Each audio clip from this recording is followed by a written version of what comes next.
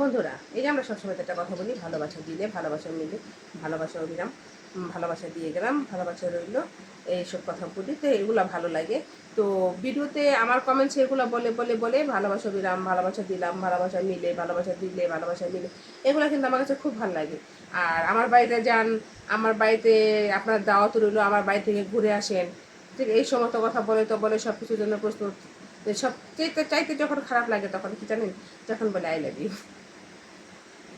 I love you মানে I love you কিন্তু অনেক রকম আই লাভ ইউ আছে। যদি আমাকে কেউ সৌজন্যমূলকভাবে ভালোবাসে, সেই ভালোবাসাটা আমি অ্যাকসেপ্ট করে নিতাম।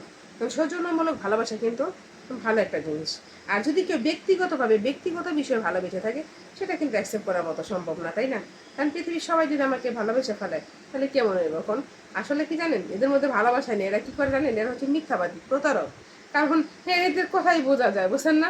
তো কারোর সাথে কেউ প্রতারণা করবেন না, কাউকে আই লাভ ইউ বলার দরকার নেই। কারণ আমরা একসাথে আছি, একই পরিবারের লোক, আমরা সবাই সবাইকে ভালোবাসবো, সেটা কিন্তু বাস্তবতা।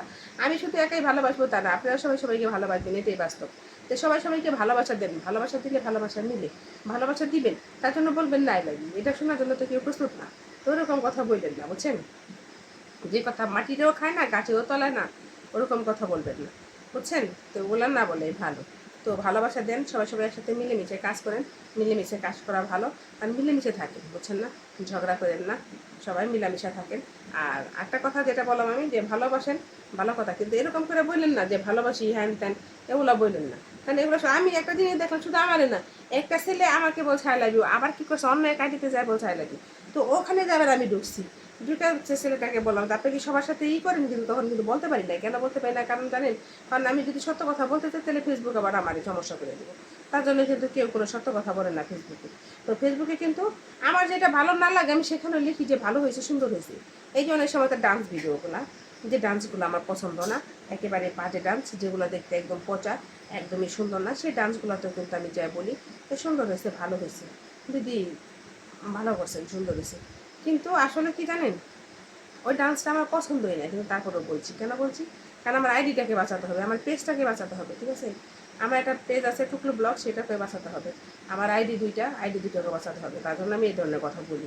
অনেকে বলছে আগে আমাকে যে আপনি এরকম কমেন্টস করেন কেন ছোটো ছোটো, আর এগুলো এরকম করেন কেন? তো কী করবো ভাই, ওখানে সত্য কথা বললে তো আমার সমস্যা। একদিনকে আমি বকছিলাম, বকার পরে আমার আইডি নিয়ে গেছিলো, তখন আমার খুব কষ্ট হয়েছে না এখন। কারণ আমাকে মেরে দেয়, রিপোর্ট মারে না, কি মারে, এগুলো মেরে দেয়, মারলে তো সমস্যা হয়ে যায়। কাঁদছি, তারপরে আর আমি ওগুলো করি না এখন। আপনি খারাপ করছেন, সেটা আপনি ব্যক্তিগত বিষয়, আপনি যা করবেন তাই আপনি পাবেন।